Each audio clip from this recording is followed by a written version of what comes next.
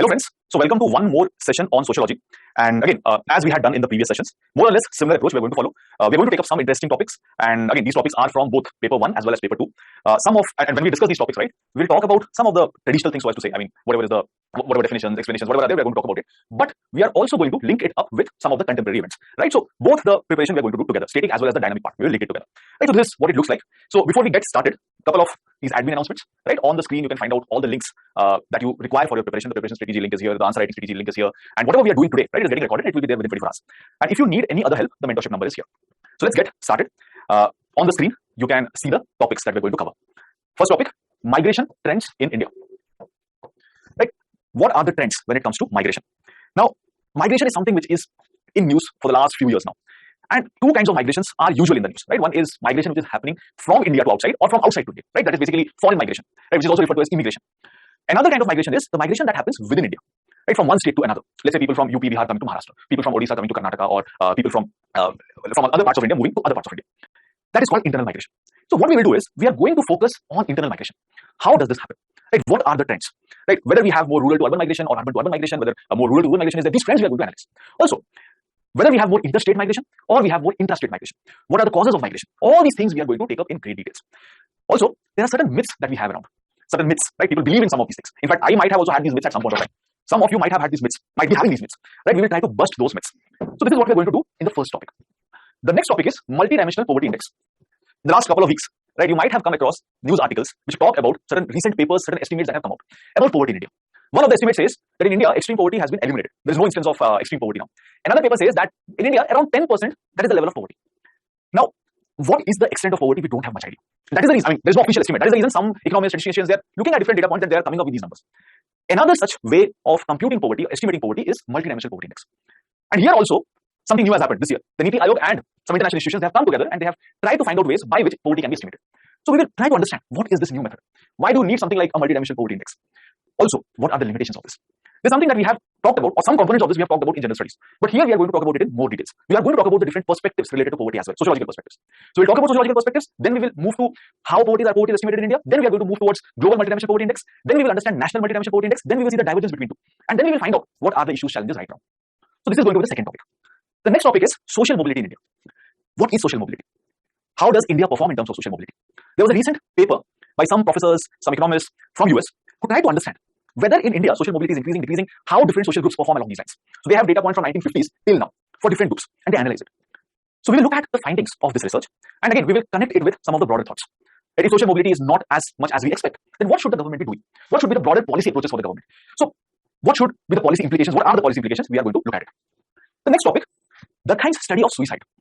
Right, so in general, in sociology paper 1, right, we have a section for sociological thinkers, the chapter 4, in that we have Durkheim, and within Durkheim again multiple topics are there. So what we will do is we'll take up the study of suicide. But keep in mind that we will not be just looking at the static part. Yes, we will cover the static part, but what we will do is we will link it up with the present context. In the last 2 years, during the pandemic, there have been different kinds of studies, reports which point out that maybe the number of suicides have gone up. And it is not just in the case of India, US and other places, also the number of suicides have increased. So does Durkheim's framework for suicide, is it good enough to explain the surge in the number of suicides? We will try to do that. Last one, alienation. Many thinkers have talked about alienation. In fact, we study alienation under Marx, we study alienation under Weber. Right? It's part of those sociological thinkers. So we will study that aspect. So different theories related to alienation, what is alienation? But we will link it with the present context. In the last 2 years of the pandemic, again, there are chances that alienation might have increased. The way our work is organized has changed. As a result of which, alienation might have increased. Right? So what is the linkage between alienation and the present context? We will look at that. So we will connect it with the contemporary issues. So these are the 5 topics that we are going to take up, and I have given you a broad overview of all these things. So let's get started with the first topic. Migration trends in India. Right, and which part of the syllabus this is concerned with? It is concerned with population dynamics. Right, that is there in sociology paper 2. Right, in the section C part, you have a topic related to population dynamics. The first thing, who is a migrant? How do you identify someone as a migrant? I would want to point out here that there is no international or there is no universal consensus that who should be a migrant. You don't have an international or one definition or universally accepted definition of a migrant. Different institutions define migrant differently. So I have taken one definition. This is the definition provided by International Organization for Migration. It's a UN agency. This institution defines migrant as any person who is moving or has moved across an international border or within a state away from his habitual place of residence. So if you are crossing the international border or within the same state, if you are moving from one place to another, for example, within the state of India, State here refers to the political concept of state. It is not referring to the provinces, so as to say. Right? So within India also, if let's say someone is moving from the northern part of India to the southern part of India, or someone is moving from let's say the northeastern part of India to the western part of India, or if someone is moving from northern Karnataka to southern Karnataka, they all will be considered as migrant. So movement across borders, movement within border, it is considered to be a migrant. And this definition equally applies regardless of a person's legal status. You might have heard terms like legal migrants, illegal migrants. Sometimes a person who has moved from one place to another might be recognized legally. These people are called legal migrants. In some cases, they might not be recognized legally. They're in that case illegal migrant. But both of them are migrants, regardless of whether the movement is voluntary or involuntary. Sometimes people move because it's their own choice, right? Voluntarily they move. Maybe another place where they're willing to move, it is giving them better economic opportunities. They want to move there. Maybe the place they want to move to gives them a better social status. Maybe so voluntarily people can move from one place to another.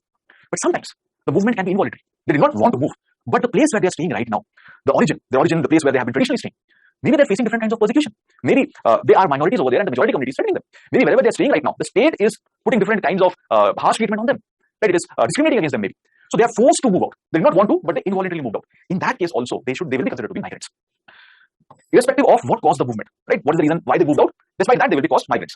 And irrespective of the length of the stay, right? So this is how a migrant or how the definition of migrant looks like. So any person moving or who has moved across an international border or within a state away from his usual or habitual place of residence, irrespective of his or her legal status, whether the movement is voluntary, involuntary, what the causes of the movement was, what was the length of the stay. So this is how you define a migrant. Now the next question is, we'll move towards Indian side now. What is the extent of migration in India? Right, so we'll focus on internal migration for this session, and there's a reason why we're focusing on international migration. So how does migration look like in the Indian context? In the year 2001, India had 31.5 crores internal migrants, basically 31% of the population. For example, right now I'm in Bangalore, and maybe I'm from Uttar Pradesh, right? I was born and brought up in Uttar Pradesh, maybe, but right now I'm in Bangalore. So I'm also an internal migrant. Right now, as I am talking with you, many of you will be in different places in India, and you would have been born and brought up in some other place. You are all internal migrants. So in the year 2001, India had 31.5 crores internal migrants, and this was basically 31% of the population. In the year 2011, India had 45.6 crore internal migrants. Those people who would have born and brought up in different places, but they would have moved to Pune for their work, or would have moved to Bangalore for their work, or would have moved to places like Chennai for their education. They're all internal migrants. And if someone is moving for during the time of marriage, females in India usually move from one place to another. Generally, they will move to the place where their husband stay or the groom's family. That is also internal migration. So in 2011, you had 45.6 crore of the population as internal migrants. It constituted 38% of the entire population. Now, what you can observe here, the number of internal migrants has increased. The proportion of people who are internal migrants, it has also increased. So this is an interesting number. So between two census, 2001 to 2011, number of internal migrants, proportion of people who are internal migrants has increased. Right? So this is something you have to keep in mind. Another number here. Between these two census, what has been the increase in population of India? 18%. But number of migrants increased by 45%. Right? So population is increasing by 18%, but migration within India is increasing at a very drastic pace. So between these 10 years, this is how it looks like. Another kind of migration that I mentioned was people moving out of India, that is immigration. So if you look at the internal migrants and immigrants split, 99% of total migration in India is because it's internal. Hardly 1% of migration is outside India. Right? So number of people moving out of India or number of people coming to India is comparatively less. Internal migration is something which happens at a very fast pace, right, as compared to international migration. Now, I have a question for you, right? Before I move to the next slide, I want you to think on it. Now, these are some of the broader, larger numbers you saw. If you have to think about the pattern of migration, whether people move from rural to urban areas, or people move from rural to rural areas, or people move from urban to rural areas, all these kind of movements happen. Among them, what kind of migration is maximum? Rural to urban, urban to rural, rural to rural. What kind of migration do you think is happening at the fastest pace, or which is the maximum? Like all the migration that you see in India, out of that, what kind of migration? People moving from rural to rural areas, people moving from rural to urban areas, people moving from urban to urban areas, people moving from urban to rural areas. What do you think is maximum? You can put it in the chat box. Take your time, put it in the chat box. One answer is rural to urban migration is maximum. I think three people have now said rural to urban migration is maximum.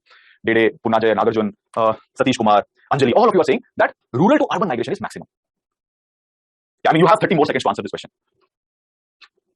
Sonali, Gopulnath, everyone, right? Everyone says it is maximum. Abhilash has a different viewpoint. Urban to rural movement is maximum.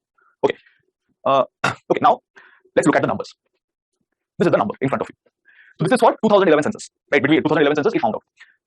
Rural to rural migration is 21 crores. Rural to urban migration is 8 crores. Urban to rural migration is 8 crores. Urban to urban migration is 3 crores. So, do you see something which is interesting? All of you pointed out that rural to urban migration is happening at the fastest pace. No, that's not true. Most of the migration in India is rural to rural. And just look at the difference, right? Almost 3 times. Or you can say 2.5 times. Rural to urban migration is not the maximum in case of India. It is rural to rural migration. So keep this in mind. There are different kinds of commonsensical notions out there, which is not correct. In India, it is this rural to rural migration. Now, what could be the reason? Why people are not migrating to cities?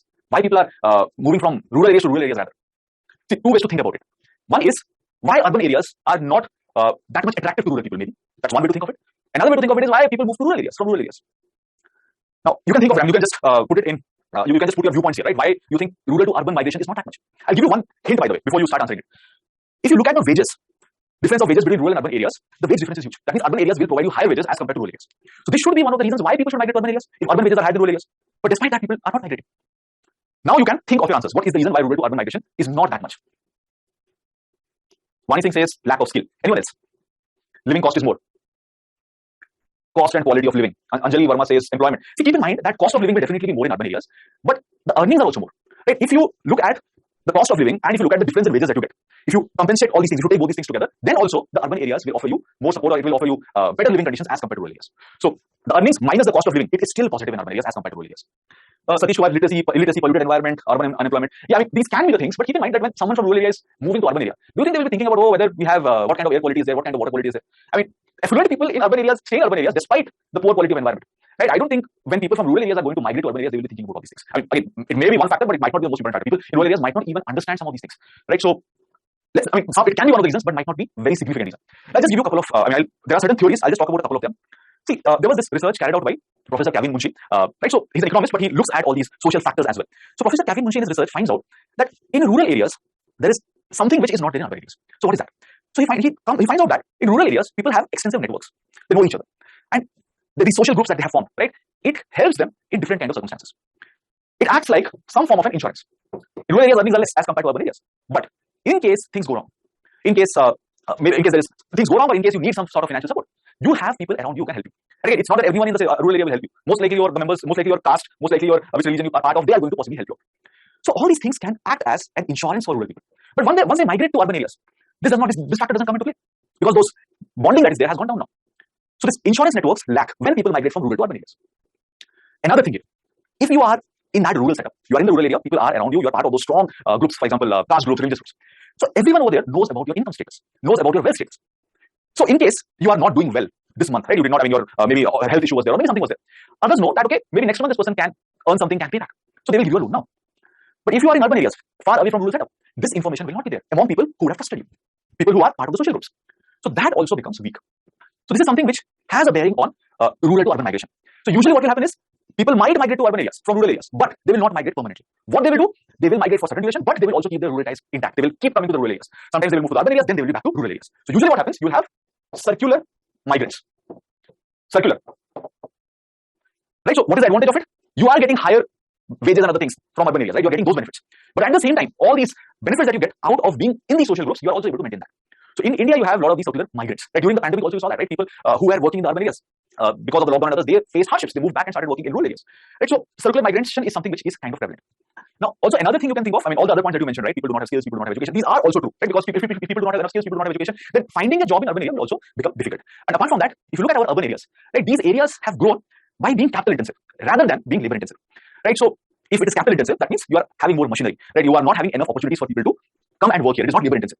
That also prevents migration from rural areas to urban areas, right? So insurance provided by social networks, lack of information that will feed into the social networks if you are in urban areas, and capital intensive manufacturing growth. All these things have led to the situation that our rural urban migration is actually low. We have more rural to rural migration. Now let's look at another dimension. Whether we have more interstate migration or we have more intrastate migration. Interstate means migration within the same state. So if there are total 100 internal migrants in India, 88 are intrastate. So they're moving within the same state. People from Jharkhand, some part of Jharkhand moving to other parts of Jharkhand. People in some part of Bihar moving to other parts of Bihar. People in some part of Kerala moving to other parts of Kerala. That is intrastate migration. So most of the migration in India is intrastate. Interstate migration is less. So 88% and 12%. So again, this is something which data tells us. But usually when people think about this, or if I generally ask people, they will say, no, we are having a lot of interstate migration. That is not true. This particular image is about interstate migration, right? So from which state people move to which state accommodates more number of migrants. This gives you an idea. I'll just show you a couple of highlights. Now, those states which are in the negative y-axis, it means people are moving from these states to other states. So this is Bihar, this is UP. These are the states from which people move out. So you will find people moving out. Here it is out migration, right? Some 63 lakhs people moved out of Bihar, 83 lakhs people moved out of UP. So from Bihar and UP, you will find mass out migration. Which are the states which have more migrants coming in? This is Delhi, Haryana, right? So these are the places, Delhi and Gujarat. Right here, you will have a lot of migrants coming to. This is again Maharashtra. A lot of migrants come to Maharashtra, Mumbai, and other places. Right? Welcomes different migrants. So this also gives you a good picture from where people are moving out and from to where they are going to. Now the next slide will give you some idea about what causes this migration, or what are the factors that people take into consideration before moving out or while moving out. Look at these two diagrams. This is for interstate migration, this is for interstate migration. Now this is for males, this is for females, and this is total migration. And there is a color code here. The dark blue is work, light blue is some other reasons, gray is marriage, this yellow is moving with family, the orange kind of thing that you see, that is education. So let's look at this one first. Now there is one graph which is like touching the sky kind of thing. Like this one, I'll just change the ink so that it is easily visible. Look at this. This one, this gray one, 68%. So 68% females are migrating because of marriage. And some, again, 15% more are again migrating with their family. So their husband, they have to move to some other places for job or something, they move along with them. So women migrate a lot, and women migrate primarily because of family reasons. Look at the work reason, very low. Hardly 2% of female interstate migrants are because of work. So mostly family and marriage, that is the reason why females are migrating. And more or less a similar kind of graph here as well. Interstate migration. Women are migrating because of marriage or family reasons. Look at it. Here also, right, of all the people who are migrating, large number it is because of family or marriage. Work is also one of the reasons men migrate typically for work when they're migrating for longer distances. Education is again a very small factor for migration. So work and marriage, they are large factors, and marriage is a massive, or it's a hugely important factor, especially for women. So this is how the migration trends look like. This is how the reasons for migration look like. Now, what I'll do is I'll talk about some myths related to migration. There are different kinds of myths out there. One of the myths we have already talked about, like that rural to urban migration is happening at a fast pace. Similarly, there are some other myths we are going to understand. First, rural migrants are flooding India. Usually, this is what is the common perception, that wherever you go in India right now, go to the urban areas in India, people from rural areas have come and started flooding the urban areas. This myth is incorrect. Right? This is something we already talked about. If you look at the data between 2001 and 2011, hardly 20 million people, 2 crore people moved from rural to urban areas. Compared with China, in the same 10 years, 17.7 crore people, like 18 crore people, they moved from rural to urban areas. Right? So, in case of India, it is like 1/9 of what has happened in China. So, in case of India, rural people from rural areas are not flooding urban areas. Also, usually we think that in case of India, urbanization is happening because of people from rural areas going to urban areas. That is also incorrect.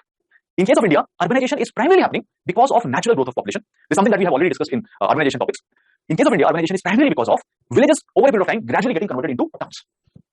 Right? So keep this in mind. Over a period of time, villages will now have different kinds of characteristics. Their demography will change, their population will change, their population density will change. People will start having occupations which is different from agriculture. They will move to manufacturing or services.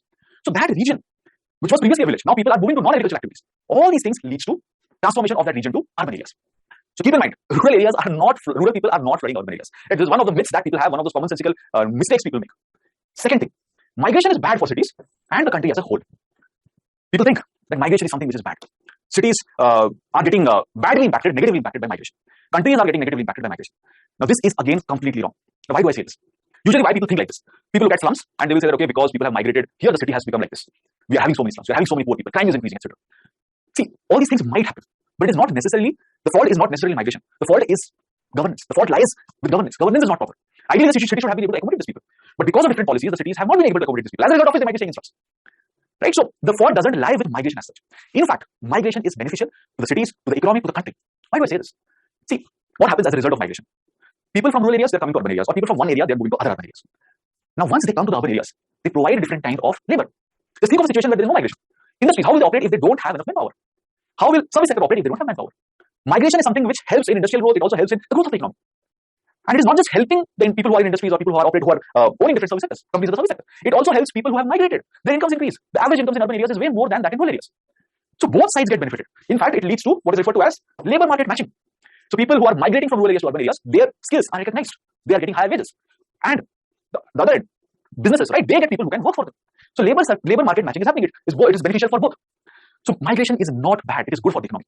And again, I'm not just saying this. It's not ideology. This is what numbers are based out of. Like, all numbers will point to all these things. If I just look at level of urbanization and GDP growth rate, size of the GDP, you will find that countries whose GDP is large, they will have high levels of migration. They will have high levels of urbanization. Right? This is the second myth. Third myth: rural development will stop migration. Usually people say that we have to stop migration, and what we need to do, we have to ensure that people stay in rural areas. We have to ensure that people have all different kinds of amenities in rural areas itself. Why not develop the villages? And if you develop the villages, people will stop migrating to urban areas. Again, this is wrong. Why is this wrong? See, if you have rural development, that means you are improving the capacity of people in rural areas. You are providing them education. You are providing them better healthcare facilities. You are providing them better skills. All these things will actually improve the capacity of people. If people's capacity is improved, they will move to urban areas. And when I initially asked you one question, that why rural to urban migration is not much, at that point of time you pointed out that okay, people don't have skills, people don't have education. So what is the opposite of that? If people have skills, if people have education, they will move out. They will not stay in rural areas. Think of your relatives. Think of people from the previous generation. Like, you might have had some relatives who would have stayed in rural areas, but over a period of time they're getting educated and they're moving out of rural areas. They move to cities because cities offer different kind of opportunities. Those who did not get the right kind of education, those who are not possibly doing well in the schools, colleges, etc., they stayed back in the villages. So the myth that rural development will stop migration is incorrect. Rural development actually increases the capacity of people to move out. Right? So when people have better outcomes, better health outcomes, more education, higher incomes, the capacity to migrate increases. So development and migration, it is complementing each other. If you have development, migration increases rather than getting reduced. So these are the things which are kind of counterintuitive, right? Commonsensical notion will say something, but this is what happens, right? So that's the reason I had a couple of slides to drive home this point. And again, all these three things are based on again different empirical research. And if you want to read it further, you can just search this myths of urbanization, Hindustan Times. You'll get an article which points out all these things. Here, there is one graph. It basically tells you about the change in urbanization. How much of a country was urbanized in the 1970s and how much was it urbanized in 2000? This is China. This is how the urbanization skyrocketed, right? In 75, hardly 17% of China was urbanized. But by 2000, it was 35%. Indonesia, again, massive increase in urbanization. Nigeria also massive increase in urbanization. This is India. Urbanization is low. Rural to urban migration is not happening at the pace we expect. And we already know what are the reasons for it. So these are three different myths which come across, which you will counter again and again. Now the next part, what are the issues migrants might face in urban areas? Right? Again, some of you pointed out that when they come to urban areas, they might face different kind of challenges. Maybe the wages are high, but still, migrants might be vulnerable. So again, some interesting points. What are issues that migrants face? They might not have enough social security, different kinds of health benefits they might not get. Usually, if you are in your own state, right, you might have different kinds of identity documents. It might be easy for you to access different kinds of benefits. But if you're moving from one state to another, maybe all these things, accessing all these things will be difficult. In recent times, you have had provisions like one nation, one ration card and all, but for a long period of time, you did not have all these things, right? So it also kind of acts as a restriction on people for moving out to urban areas. Portability of different benefits are not there. Affordable housing might not be there. Different amenities in urban areas might not be there. As I already mentioned, you will find slums in urban areas. It is basically signifying that there is some form of a governance failure. It is not able to, urban areas are not able to accommodate people from the rural areas. Many times what happens? Job contracts are terminated without giving any reason. People from rural areas might come to urban areas and there might exist massive amount of power asymmetry. Right? Maybe there is not much clarity about things. There is information asymmetry. So people who are migrating to urban areas, right, they might be vulnerable. They might be, as they're vulnerable, they might be exploited, they're not educated, they might not be aware. If they're moving from one state to another, in the new state, right, the state officials might also not be taking up their case. They might not be able to mobilize. So all these things can lead to exploitation. And there is, again, massive amount of uncertainties in urban areas, which is not there in rural areas. In rural areas, people are, again, staying there, have been staying there for a long time. They have social networks, there are people to help them out. In urban areas, massive amount of uncertainties. These social networks, which would have acted as insurance, doesn't exist. So these are some of the major issues that migrants face in urban areas. Now, I just want to look at some of the fundamental features of our constitution. I will not talk about all these things in details. Already these are there in your handout, and you would have already studied this in polity. And these are all points which actually are there in the constitution which promote migration in India. If you look at our constitution is actually promoting migration in the sense that it is trying to have different kind of safeguards for people so that they can move from one place to another, so that they can practice any economic activity in different parts of the country, so that they can settle in any part of the country. So when we say that, okay, we have to stop people, we have to ensure that people don't migrate to urban areas, we're actually going against the tenets of the constitution. Because constitution wanted something else. It wanted free flow of people from one part to another. So let's see what the constitution is saying. First of all, the preamble talks about socio-economic justice, right? That means wherever you are, you should be getting justice, right? But wherever you are there, right? Whatever treatment was given to you, if you're moving to a new place, similar kind of treatment should be there. So it talks about socio-economic justice. Then there are different kinds of fundamental rights. Article 19, it says that everyone has the freedom to move, stay, settle in different parts of the country. Article 15, it says there should not be discrimination on the basis of place of birth as well. Article 16 also talks about equality of opportunities. Article 21, it talks about right to life. Right to life includes right to livelihood. So even if I am born in, let's say, Odisha and I am moving to Maharashtra, I have right to livelihood. I should be allowed to practice whatever I want to practice over there. Article 24, it prevents again different forms of exploitation of laborers. Similarly, you have directive principles, which also talk about better work conditions. Right? There should be equal pay for equal work. There should be different kind of social safeguards. There should be social security. So different directive principles talk about this. Right? So if a migrant is moving from one place to another, that person should not be discriminated against. Economic justice should be provided to that migrant as well. So these are the different constitutional provisions. So what I want to say here is, in case of India, this is how migration looks like. At the present, rural to urban migration is not happening as expected. Mostly you have rural to rural migration. What are the factors causing migration? We already saw that. In case of India, again, intrastate migration happens mostly. Interstate migration is very less. And international migration is even less. There are certain kind of myths about migration which we should not fall for. We should look at evidence, we should look at data. Urbanization, migration is very important for economic growth. It is very important for economic development. That doesn't mean you will not have rural development. You have to have rural development so that over a period of time people are more capable and they move to urban areas. People start working in more productive parts of the economy. At present, in agriculture, you have massive amount of disguised employment. You have to take people out of this and move them into some productive sector. And the last part, keep in mind that our constitution also was envisaging this. Right? We are not going against the fundamental tenets of the constitution. Right? So all these things you have to put together. Now, before we look at the question, I just wanted to show you this image. Right? This is one of those images which captures the status of internal migrants in India. This was captured during the pandemic. For some reason, the name of the photographer is not coming on the screen, but this is actually capturing the state of internal migrants. This was a picture which was taken during the first first wave, first lockdown, right? How internal migrants faced different kind of issues, right? From urban areas, they had to move back to the homes because they did not have enough scope, or it was very difficult for them to survive during the lockdown in the urban areas. Any idea who is the photographer of this particular photo? You can just put it in the chat box. Any idea who is the photographer of this particular photo? Yeah, I have not. You can put it in the chat box in case. Yeah, so this is the photograph has been taken by, yeah. So some of you have pointed it out. I think Dede, I don't know whether Dede is your name, Dede or Dedams. I hope I'm pronouncing it correct. Danish Siddiqui had basically taken this photograph. He was killed by the Taliban and recently got the Pulitzer Award. So Danish Siddiqui had captured this. In fact, he had taken some of these photos which captured the impact of the pandemic on India, and this is one of those photos. Right? So some of these things you should keep in mind, right? He's one of those people who had actually, through his work, portrayed massive impact of the pandemic.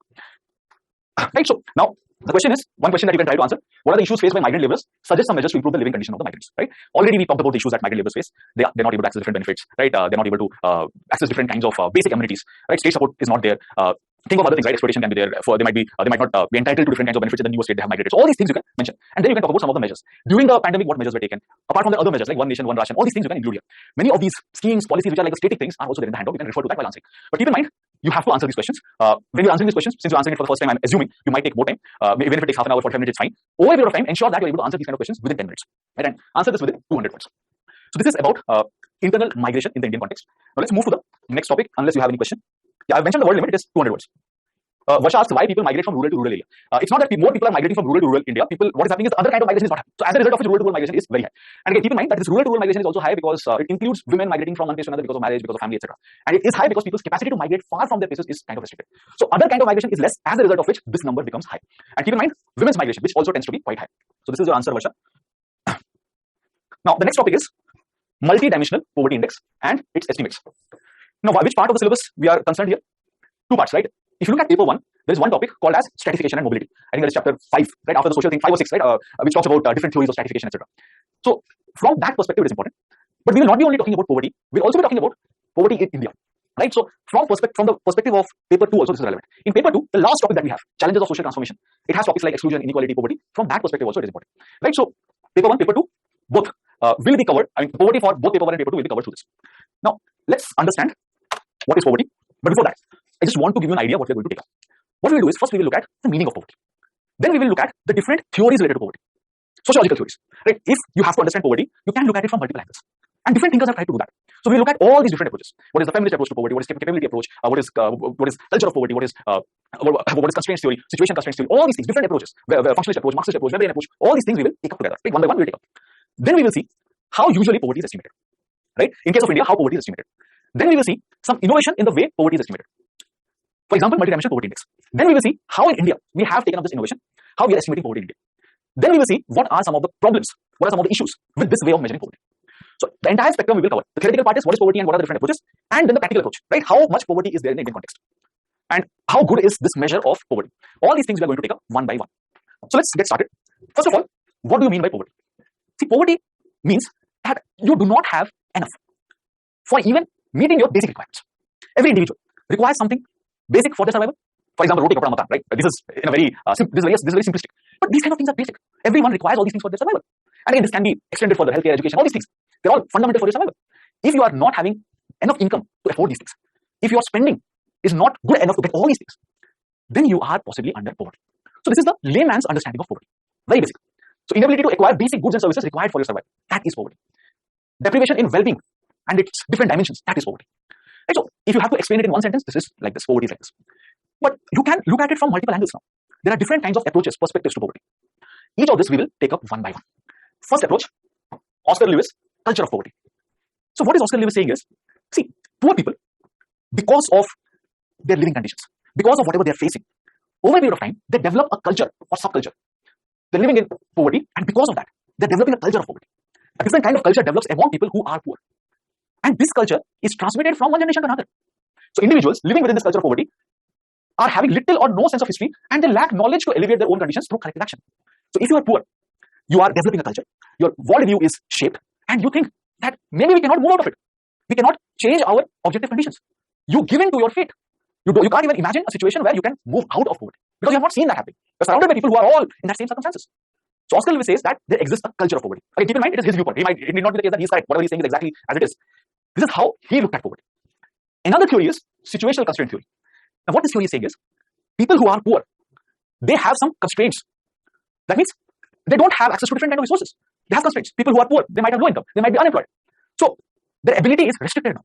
If let's say I'm having money, right, I can do a lot of things with this money. If I'm having a good job, I can, because of this job, good job, I can take up different kind of things. My situation will become better over a period of time. I'll move to a better house maybe. I'll purchase different kinds of electronic appliances. My living standards will become better. But if I'm constrained, I don't have income, I don't have a job, what will happen? I mean, I will say poor. But what this also implies, if these constraints are changed, then what will happen? If the constraints are changed, people will move out of poverty. If they're getting a job, they'll move out of poverty. If they're getting education, they'll move out of poverty. If they're having a board income, they'll move out of poverty. So this is in opposition to this. Cultural theory says that poor people develop a culture, this culture moves from one generation to another. So again, the next generation will also continue to remain poor. Situational constraint theory is saying, no, that's not the case. At present, there is a constraint. But if the constraints are changed, people will break the cycle of poverty. They will move out of poverty. Right? So these are two perspectives. Now, there is another perspective which is called as dependency theory, something that we also study in the 10th chapter of Sociology paper 1. According to dependency theory, the way world is organized, different countries are there, the relationship between different countries are there. It is the reason why poverty exists somewhere. For example, one of the dependency theorists, A.G. Frank, he says that because of colonization, the Western countries are better, and those countries which are colonized, they are poorer. The Western countries basically exploited the resources of those countries which were under colonization, and these countries are doing well now. So countries like UK, all these European countries, they were colonizing other countries, so they are better off. And where does poverty exist? In all these colonized countries, India, Africa, different parts of Asia. So this is what A.G. Frank says. Then you have Wallerstein, who talks about wall system model. So what he's trying to say is, there are certain countries which are core, there are certain countries which are periphery, and then there are certain countries which are semi-periphery. The core countries, they exploit the resources of the periphery, and that is how they become better off. The periphery countries, they're just losing out on the resources, and this equation continues to exist. So at the international level, this kind of equation continues to exist. Core countries, they are prosperous, peripheral countries, they are not doing well. So here you will find poverty, here you will not find poverty. So this is the dependency theory. Then power theory is also there. For example, Ralph Miliband says that if you have to move out of poverty, you need to have power. Those who do not have power, they cannot demand a better economic position. Workers, for example, right? They will lack bargaining power, as a result of which they are exploited by employers. So they will not get whatever they're expected to get, whatever they're supposed to get. So if you have to become affluent, you should have power. Without power, you will not become affluent. Without power, you will not be able to break the shackles of poverty. So these are some power theories. Then you have the Marxist perspective. What is the Marxist perspective? What is generally what Marx will always say? Marx will say, or Marxian thinkers will say, that those who own the forces of production, those who control the forces of production, usually it is a minority which does that, they are affluent. And the others are basically working for those who own the forces of production. For example, in capitalist societies, according to Marx, those who are the capitalists, right? They are the ones who own the forces of production. They are the ones who will be affluent. The others are just working for them. They're just selling their own labor. In a feudal society, the feudal lords, right? They will be the ones who will be affluent. The feudal serfs, they don't own the forces of production. They will be, again, not affluent. They will be poor. So Marxist theory, those who own the forces of production, they are better off. What about Weberian perspective? Weber says that one's class position, where you are right now in the class hierarchy, depends on your ability to derive rewards from the market. You are in the market economy. Depending on your skills, depending on your talent, depending on your expertise, right? Your earnings will be there. If you are skilled, if you are an expert, you are talented, you will earn more. If you are not skilled, if you are not talented, you will be earning less. Again, talent can be of different types, right? A good cricketer is having a talent. Someone who is an excellent coder has having a very good skills. So these people will earn more. And those who do not have skills, those who don't have talent will be poor.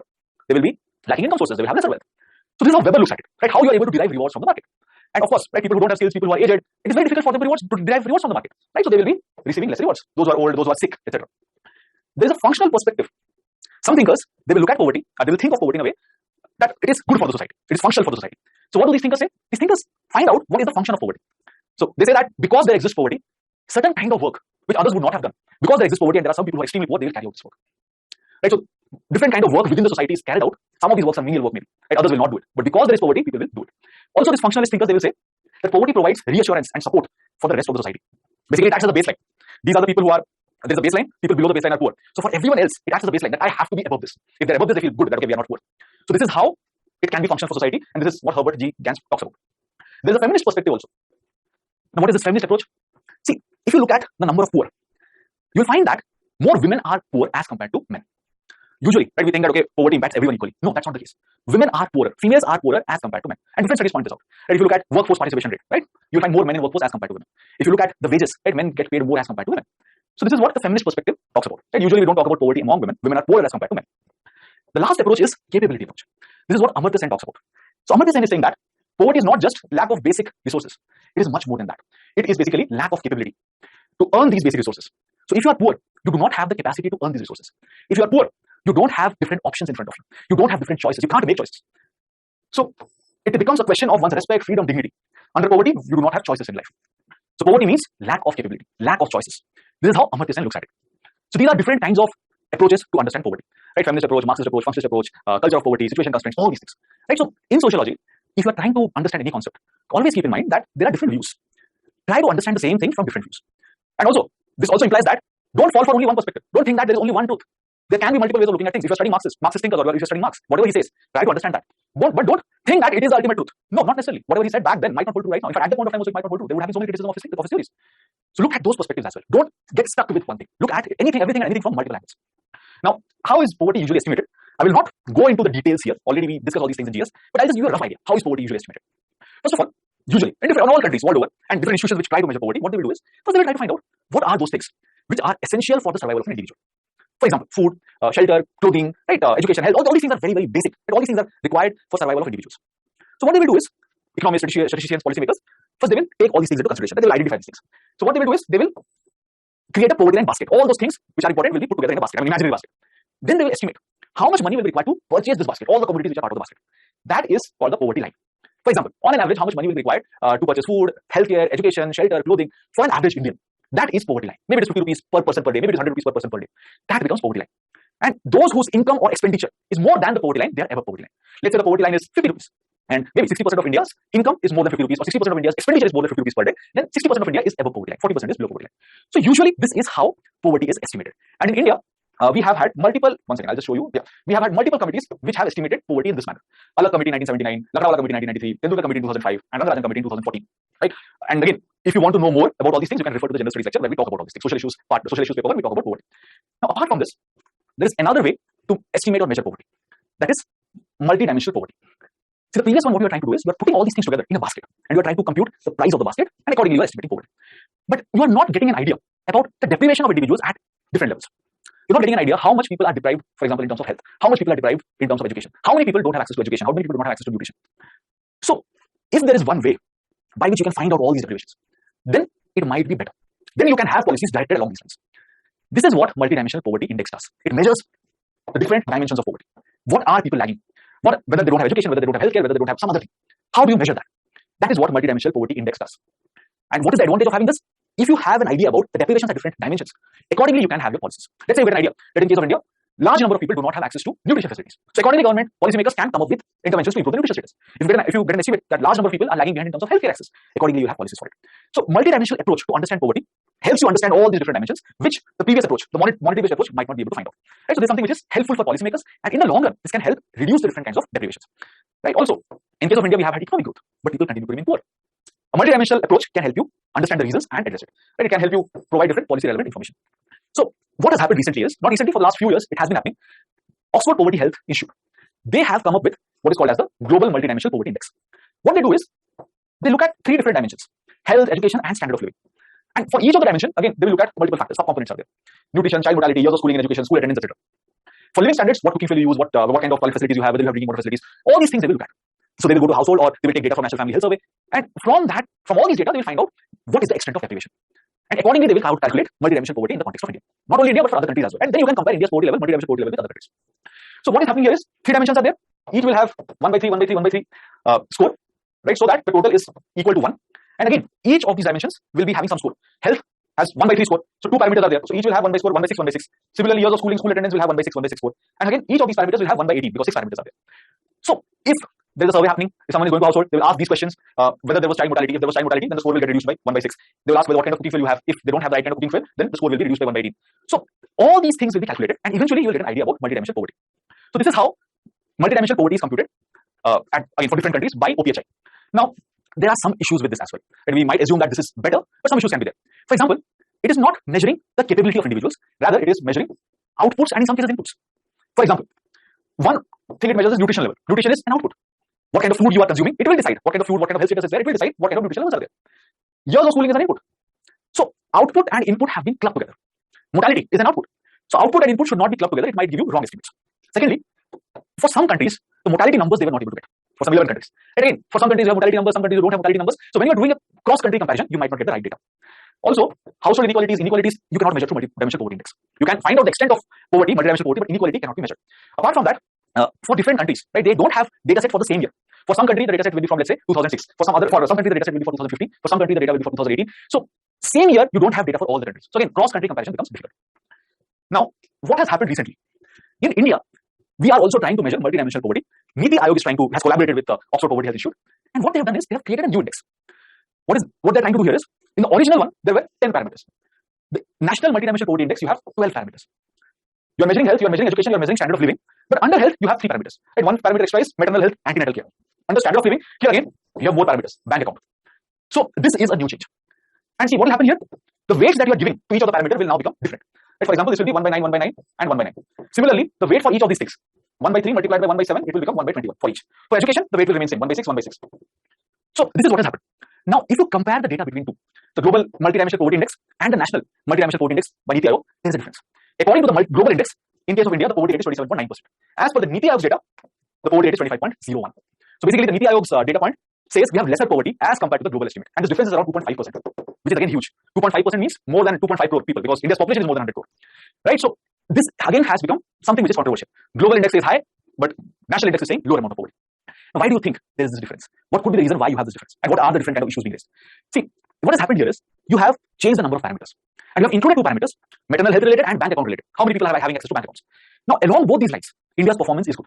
Like 80% of women are now accessing health institutions for deliveries. More than 90% of people have either post bank accounts or post office accounts or bank accounts. So what will happen? Along these lines, scores will be better. As a result of which, what happens? India's score become better. As a result of which, what will happen? Multidimensional poverty index, whatever score is there overall, it is better. So it shows we have lesser number of people under multidimensional poverty. So the weights have changed. That's what is leading to this, right? And some more criticisms are there that though this multidimensional poverty index, national multidimensional poverty index came more recently, but it uses old data. It uses data for 2015, 2016. At that point of time, we had carried out national family health survey. From there, we got these numbers. Also, another criticism is the global multidimensional poverty index was modified, but Niti Aayog does not give any reason for it. Right? The report came out, but there was no specific reason mentioned by them why they have modified this. Right? Ideally, whenever you are changing methodologies, you should mention what was the rationale behind it. Right? When you are not transparent, obviously there will be questions. So this is what happened, and these are the basic criticisms of it. So what I wanted to cover here is what is poverty? What are the different approaches to understand poverty? Multiple perspectives we saw. How is poverty estimated? What are some of the innovative ways right now to measure poverty? Something innovative, yes, it is better than what method we had in the past, but it might not necessarily be free from issues. We have some issues here as well. In India also, we have tried to change things, but again, these things might not be completely flawless. We should be aware of some of these issues. So this is what we try to cover here. The recent controversy that we have. Now, one question: what do you mean by multidimensional poverty? What are the issues associated with MPI and its estimate? Right? What is multidimensional poverty? Poverty is multidimensional in nature. We should be able to understand the different dimensions, different deprivations, right, caused by poverty, and which also leads to poverty. So all these things you can talk about here. You can also mention the reason why we need to understand multidimensional poverty rather than the monetary approach.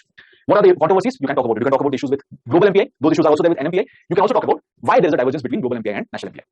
So again, try to answer it within 200 words. It should be good enough. So yeah. So this is about multidimensional poverty index.